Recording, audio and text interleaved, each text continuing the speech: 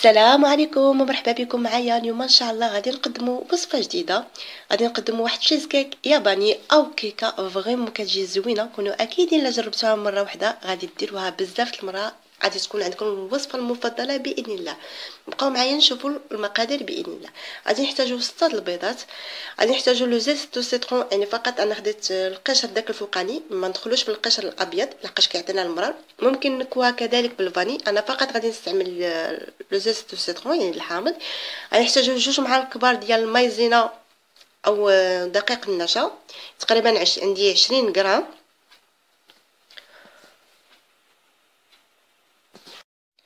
او ممكن كذلك نستعملوا الكاسترد، انا في هذه الحاله استعمل 2 معالق كبار ديال الكاسترد، حيت مايزه انا ما كانش عندي، بجوج بهم كاين يكون نفس المذاق. غادي نحتاجوا 2 معالق كبار ديال الزبده. من بعد غادي نعطيكم حتى الغرامات. غادي نحتاجوا يعني الجبنه الماسكاربون 250 غرام. غادي نحتاجوا 200 ملل ديال الحليب، يعني الحليب عادي انا فقط خرجته من الثلاجه، يعني عادي عندي الحليب ماشي سخون. غادي نحتاجوا الدقيق، بالنسبه للدقيق غادي نحتاجوا 60 غرام ديال الدقيق، اولا جينا نعبروا بكاس ديال العنبه هو كوب الى ربع، هنا الكاس شويه عندي كبير ماشي ديال العنبه هذا. سنيده غادي نحتاجوا 120 غرام ديال سنيده، انا تقريبا عطاتني 3 الارباع يعني ثلث ناقص ديال سنيده. ودائما الحلاوه ممكن نقصوا الكميه، بالنسبه ل 120 غرام كتجي الحلاوه ديالها معقوله. وما نساوش دائما يعني قبصه الملح، عفوا قبصه الملح كندخلوها دائما في الحلويات ديالنا.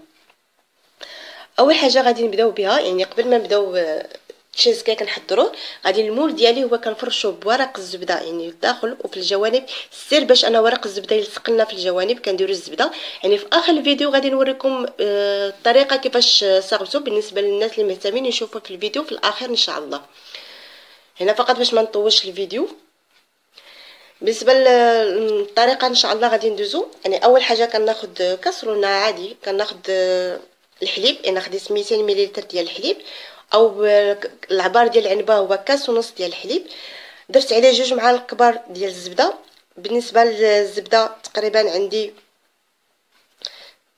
60 غرام ديال الزبده. والماسكاربون كنضيف خلاص 250 غرام، يعني العلبه ديالي كامله كنضيفها.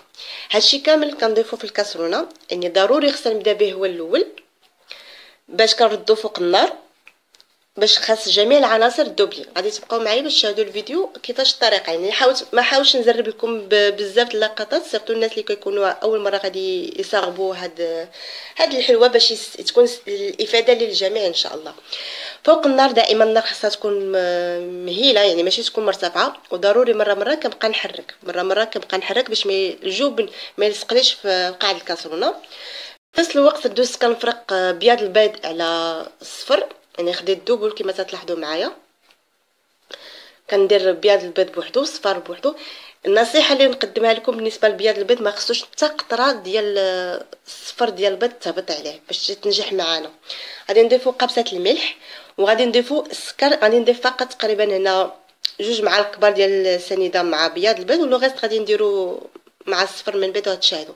من بعد كنستعمل الاله، يعني الروبي اللي استعملت انا باش نطلع بياض البيض. يعني بياض البيض كان دائما نصيحه اللي نقدمها لكم كنبداو بسرعه قليله، من بعد غادي كنرفعوا في السرعه حتى اللون ديال بياض البيض كيتغير كما تلاحظوا معايا، باش كنعرفوا بان بياض البيض ناجح معنا 100%، يعني كيكون ناجح. يكفي اني غادي نقبط لو بول ديالي كما غادي تشاهدوا، وغادي نقلبوا، وبحيث ما نزلات لي حتى شي حاجه صافي دير راه ناجح معايا 100%. ممكن كذلك نديرو فوق راسنا كنضحك معاكم. من بعد كندوز لوبول الثاني، يعني كناخذ اللي خديت فيه صفار ديال البيض، غادي نضيف 2 معالق كبار ديال مايزينا او الكاسترد كما قلت لكم، ما نكونوش مقيدين اللي موجود به نقديو نفس بجوج بهم كيعطوني نفس المذاق، يعني بجرباهم بجوج انا. يعني تقريبا 20 غرام، يعني بغى لي يعبر بالميزان. سنيده كنضيف الكميه اللي بقات لي، يعني في التوتال عندي سنيده كامله 120 غرام كما قلت لكم. من بعد غادي نحرك مزيان، يعني ضروري غادي نحرك. هنا كناخذ فقط الفوي يعني. من بعد كنضيف لو زيت ديال السيترون او قشره الحامض. هنا بالنسبه لقشره الحامض كنكد عليكم ما ندخلوش في البياض، يعني ملي كنحكو هي داك الصفر ما كندخلوش في البيض ديالو ديال السيترون، سينو كيعطينا داك المرار كما عارفين. من بعد غادي نضيف الدقيق ديالي. الدقيق 60 غرام، او الا جينا نعبروا بكاس العنبه هو كوب الا ربع، يعني تكون ربع ناقص. ضروري هاد المرحله خصني نخلط مزيان، يعني باش الدقيق كيدخل لي مع سنيده، يعني جميع العناصر كتدخل بعضياتها قبل ما نضيف الخليط اللي وجدته في الاول معكم. لاحظوا معايا بالنسبه للخليط اللي وجدته معكم في الاول بان الجبنه الماسكاربون تختفي وهي والزبده، يعني ما كيبقاوش باينين، يعني كيذوبوا كيتخلطوا مع الحليب. وهنا بشكل تدريجي كنضيف مع التحريك دائما. بالنسبه للخليط ديالي راه دافي ماشي سخون، مي الا كان عندكم سخون خليوه يدفى شي شويه باش ما يطيب لكمش صفار البيض. والنصيحه اللي نقدم لكم بان ملي تبغيو تخويو مع التخليط دائما باش صفار البيض ما كيطيبلناش. كما قلت لكم انا عندي دافي، دائما كنخلط مزيان باش جميع العناصر كتدخل بعضياتها. من بعد كناخذ البياض البيض. بالنسبه للبياض البيض هاد الكميه غادي نحاول نقسمها على 3 المرات، يعني 3 دفعات كما غادي تشاهدوا معايا، وكنحرك في اتجاه واحد. يعني ضروري هاد النصيحه كنقدمها لكم باش تنجح معنا ان شاء الله الوصفه. علاش خصنا نمشيو في اتجاه واحد؟ باش داك الخفه ديال هاد الكيك ديالنا يجينا ناجح، ما يهبطناش، يعني داك الكتره ديالنا ما غاديش تهبط ان شاء الله. دائما في اتجاه واحد كنخدم. بالنسبه لي انا كنخدم بالبوفوي، الا ما كنتوش قادرين تخدموا بالبوفوي ممكن تستعملوا كذلك السباتيل، ما كاين حتى شي مشكل. كما كنأكد عليكم بان خصها 3 دفعات، يعني 3 المرات كندير نفس العمليه. يعني طريقه سهله. ولا كنتي اول مره كتشاهدي القناه ديالي كنقول لك مرحبا بك والف مرحبا. ما تنساش انك تشتركي بالضغط على اشتراك او ابوني او سبسكرايب وتفعلوا الجرس باش يوصلكم دائما الجديد. ولا عجبك الفيديو ديال اليوم بطبيعه الحال ما تنسينيش بلي لايك ديالكم، واهم شيء انكم تبارطاجيو باش العائله ديالتنا تكبر ان شاء الله، بكم غادي تكبر. كما تلاحظوا معايا يعني المره الثالثه من ضفت بياض البيض. انا وليت نوريكم حتى السباتيل اللي ما عرفش يخدم بالبفوي. دائما كنمشي في اتجاه واحد، ما عمري ما كنغير اتجاه باش داك الكثافه ديال الخليط ديالي ما كتهبطش. بالنسبه لي انا غادي نكمل بالفوي، لحقاش كما كتلاحظوا معايا في الصوره واخا سباتيل يعني بياض البيض تيبقى مجموع شويه، دونك انا تجيني فوي كتجوني اسهل. يعني كما قلت لكم انا حاولت نشارك معكم كل شيء.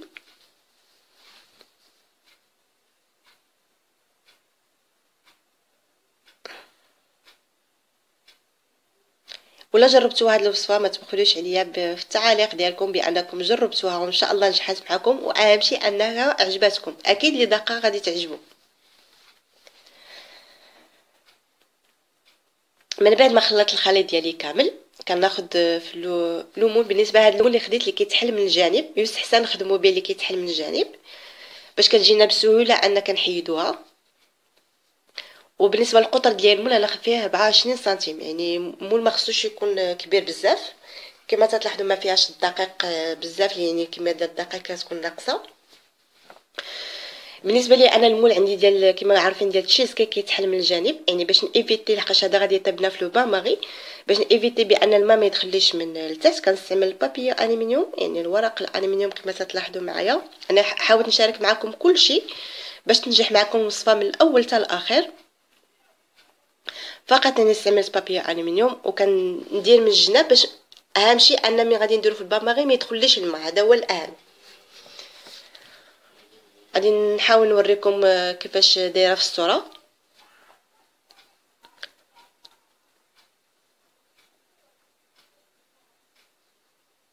لاحظوا معايا هنا في الصوره بان بابي الومنيوم اهم شيء انه خصو يغلف لي من التحت.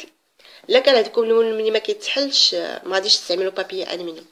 بالنسبه لي انا خديت البلاطو اللي غادي يدخل الفرن او الصينيه اللي غادي يدخل الفرن، فقط درت لها لو بابي ابسوربون. هذا الا بغيتو ديروا ما بغيتوش ديروا ما ديروش، انا فقط باش ما بقاش تحرك لي البلاطو، يعني ما يتحركليش هذا ديال الكاطو ديالي. فقط درت الماء وضروري الماء يكون ساخن، كندخلوا على الفرن يكون بارد. وخدات تقريبا انا خدات معايا 40 دقيقه فقط، يعني شعلتها من التحت راه نهائيا ما شعلتش عليها من الفوق، يعني هذا اللون خداتو فقط من التحت كلشي باش كنعرفوها بانها وجدات معنا. يكفي انا كندخل لو كوردون كما شاهدتوا معايا من قبل، كنخرجوا باننا صافيه بان راها طابت. ممكن تاخذ معنا 40 ممكن 45 دقيقه على حسب الفرن، يعني نوعيه الفرن. انا فقط عندي الفرن كيتشعل بوحدو من التحت وكيتشعل بوحدو من الفوق. من بعد حليت المول ديالي وحليت القاعد كما تشوفوا، او القاعد ديال الزبده او ورق الزبده يعني بسهوله. بالنسبه للتزيين كيبقى اختياري، انا غادي نستعمل فقط الفراوله او الفخاز. غادي نحاول نقطعوه وحدكم باش تشوفوا الطريقه ديال التقطيع باش كنحصلوا على شكل فرفره. يكفي انا تنقطع شرائح ولكن ما كنمشيش حتى الفوق، يعني كناخذ تقريبا تيبقى لي ثلث وكنهبط لتحت كما تلاحظوا معايا، ومن بعد كنضغط عليه كما تلاحظوا معايا في الصوره، يعني كيعطيني هذا الشكل. انا فقط حطيته فوق تشيز كيك ديالي، من بعد درت عليه الناباج، يعني التلميع كيبقى اختياري ولكن يستحسن باش يبقى الفريز كيحافظ على الشكل ديالو ما يتأكسدش.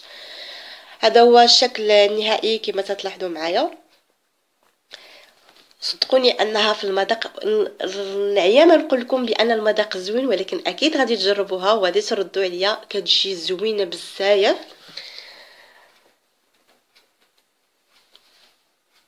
غادي نحاول نقطع لكم من الداخل باش نشوفوها كيف دايره.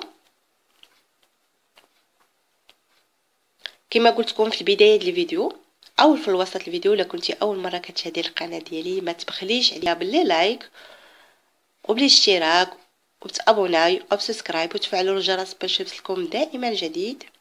راني حاولت نقطع لكم من الداخل باش تشوفوها كي دايره. صدقوني انها كتجي بنينه، وكنقول لكم رمضان مبارك سعيد، والله يدخلوا عليكم بالصحه والعافيه ان شاء الله. والله جربتوا الوصفه ما تبخلوش عليا في التعاليق ديالكم بانكم جربتوها وتعطوني الراي ديالكم.